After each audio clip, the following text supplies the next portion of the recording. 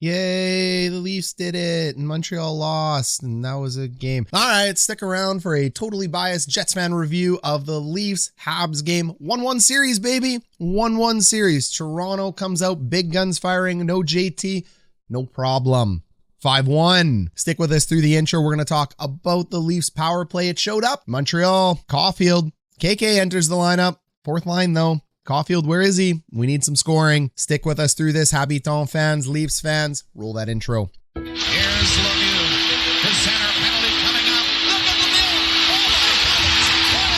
Oh my God. Okay, welcome to Hot Garbage Sports, the worst sports YouTube channel on the internet with me, Coach Ryan D. This was an exciting game. I had a lot of fun in this game. Habs fans, you probably didn't have a lot of fun. Leafs fans, you probably had a blast. But don't worry about it, Habs fans. You had a great time last game, with the exception of JT. Like, nobody had fun with that. But you still had a great time because you trashed them. But can you really win a series 2-1? I don't know. I'm not sold on that idea yet. And it's really tough to do when you're playing a team like the Toronto Maple Leafs that frankly have so much firepower that if they were wearing any other jersey, I might actually like them. But they're not. They're the Leafs, so no credit. Auston Matthews shows up and does Auston Matthews things. We knew it was only a matter of time. Absolutely. There's no way you're going to shut this guy down for the entire series. One of the best players in the world. Arguably the best player in the world. 3-point night from Mr. Matthews. And after the JT injury, you could see it. The Leafs were fired up. They were ready to go. And I told you last video, a link above, that it's really hard to come back from a devastating injury like that in the game at hand. But the next game, you use it as fuel. You use it as fire. This was Leafs hockey. All day. This is the Leafs that I've been watching all season. The powerhouse. Foligno. Too much credit again. Fogliano.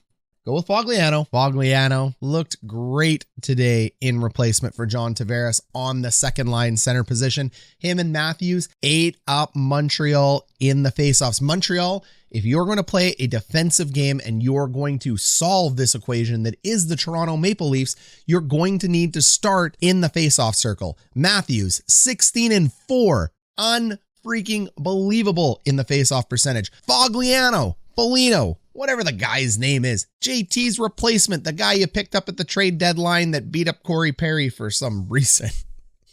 Seriously, everyone was like really awkwarded out by that. I don't think it should have happened. But if you do, link down below. He had a fantastic night in the center circle. So Foligno, Matthews, both look strong.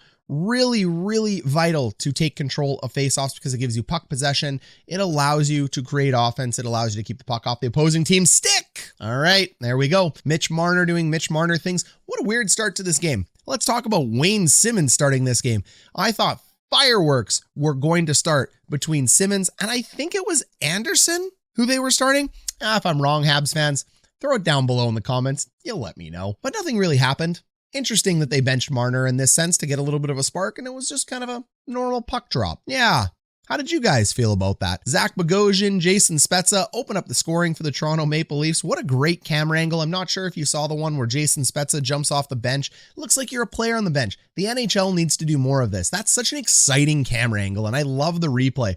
Just see Spezza cruising in, picks up a puck, snipes it. The excitement on the bench, I felt like I was a part of it. Great, great goal. KK ends up potting one tonight. Pretty interesting. Goal scorers in the lineup, getting goals. Who knew? Who knew Ducharme? Who knew? Well, Ducharme didn't know. Yeah, he's going to grind this game out to a 1-0 or 2-1 victory, and it almost looked like it was going to start with that first goal from the Habs. And it really did. You know, if you were a Leafs fan, you were afraid. When that first goal went in from Montreal, your heart freaking sank. Admit it. Right away, it was like, here we go again. Oh my God, are we never going to snap this losing streak in the playoffs? But you did. Montreal, I don't think you have much to panic about. There's really not much to speak about in terms of positivity for this game. You had a good first period. It was 1-1. But after the first period, two things ended up happening. The depth of the Leafs started coming at you, and you were getting outshot brutally. You were getting so outshot that it was 20-6 by the end of the period, and that will zap the momentum of a team. And I don't care if you have the greatest goalie in the world on your team. The greatest goalie in the world doesn't care if he's on your team. He can't score goals for you. And frankly, after 20 shots, it's going to feel a little bit dicey. So that second period's where the game gets lost. You end up taking a couple, well, not a couple, too many penalties. And that is not Habs hockey. You're not a team, in my opinion, or the Montreal Canadiens are not a team that look to goon or take a lot of penalties. They're well structured. They avoid taking penalties. They play really strong in the D zone, but something got away from Montreal in that second period. 8 penalty minutes for the Habs, 0 penalty minutes for the Leafs. The Leafs power play finally shows up. Sandin ends up getting a really nice goal, third one in there from Marner and Matthews. Sandin redeems himself. We said last video that Sandin's slow, unhook the trailer. Sandin and Thornton cost you the game last time, but they end up making up for it this time. Sandin looks good again. It's really interesting to see that he's the one on the power play. Really interesting. The more I watch the Leafs, the more I watch Sandin, the more I wonder, like, Sheldon Keefe, you're either a genius or you're mad. And I don't know which one it is yet, so we'll just keep watching this series to figure it out.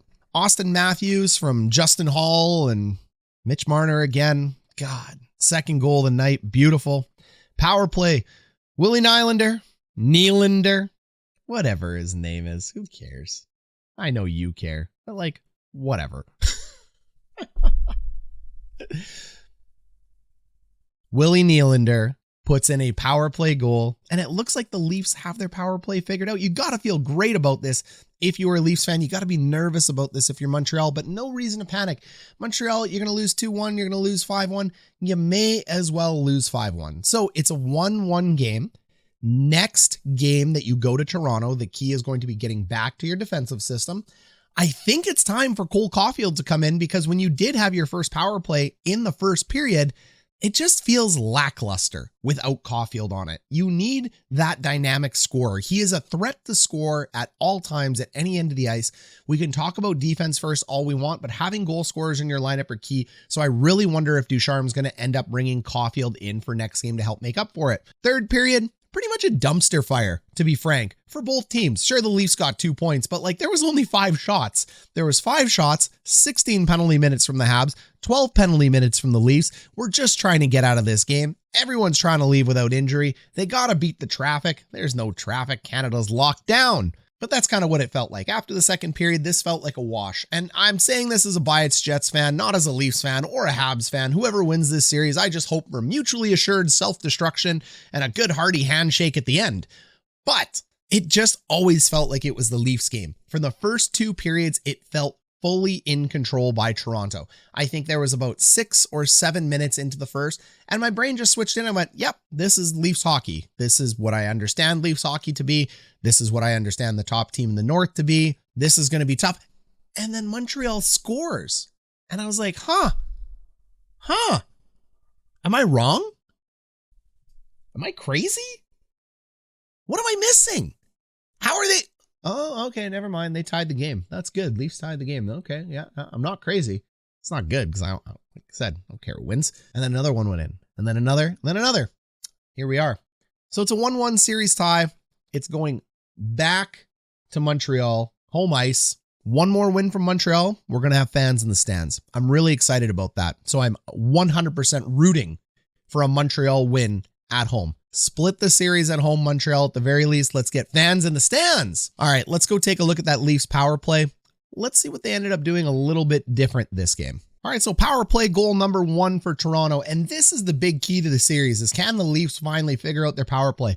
Sandin from the point releases a bomb that ends up beating Carey Price, making him look human again in this series from Marner and Matthews. The first thing we notice on this video that is different from the last game clips is that you have a wide zone. 1, 2, 3, 4. We have widened the zone. Lovely. Love to see that. We also have what we call a cluster in front of the net. Very hard for Price to end up seeing it. So all this junk in front of the net ends up causing a problem for Price. Sandin right here lets an absolute bomb go at the net. 3-1 Leafs. This was a good power play. And then after that goal, can we talk about the coach's challenge for the goaltender interference? What was going on with that? Like, really, I've looked at this 100 different ways.